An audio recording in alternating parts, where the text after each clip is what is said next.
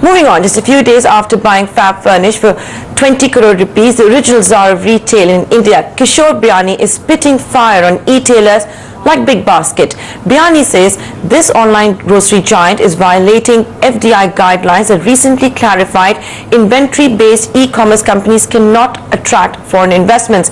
And Biani is not alone. The Retail Association of India held a press conference today claiming that most e-tailers are violating the law of the land. Priya Sheth, who was at that event, sent us this story.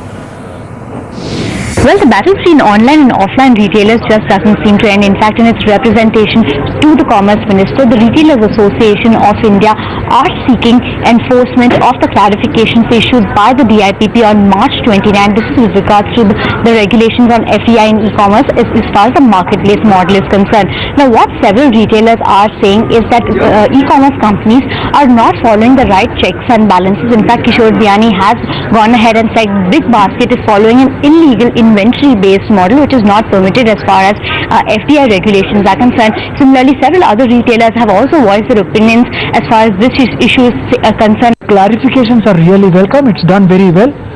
Having said that, we're not seeing enough action, because if it's now very clear that the so-called marketplaces are flouting the laws of the land, I think it's time that there is some action that's being taken, because they're going ahead and doing whatever they're doing even otherwise. Imagine a grocery retailer wherein we have not been allowed to do grocery business with foreign money for so many years, and there is somebody openly flouting the law and doing it. I don't understand why the entire country is quiet on this.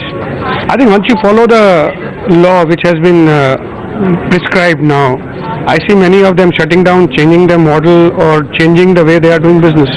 Clearly that if the government has come up with these clarifications, the first thing that they should ask each of the players is to first define themselves. Are they marketplace? Are they inventory based model? And is their funding exactly aligned as per those regulations? And what practices they are currently doing, are they going to stop those practices, align themselves with the new regulations? And if they are not aligning, obviously there seems to be some action that needs to be taken. With issues ranging from discounting to monthly disclosure of sellers to private brands on tax collections, we'll have to wait and watch whether or not the government actually enforces these actions upon e-commerce players. If not, we'll have to wait and watch whether or not the Retailers Association of India takes legal recourse as far as this issue is concerned. Well, Priya, thanks very much for joining us with that. So it's the big boys of the retail business versus the e-commerce giants. And Kishore Biani has been pointedly referring to Big Basket as flouting the FDI guidelines. And this is the third or the fourth time in this week itself that he's been naming Big Basket in specifics on all-out war there. On to another CNBC TV 18 exclusive. The future of BlackBerry's handset business will be clear by September 2016. That's the word coming in from the company's global CEO, John Chen.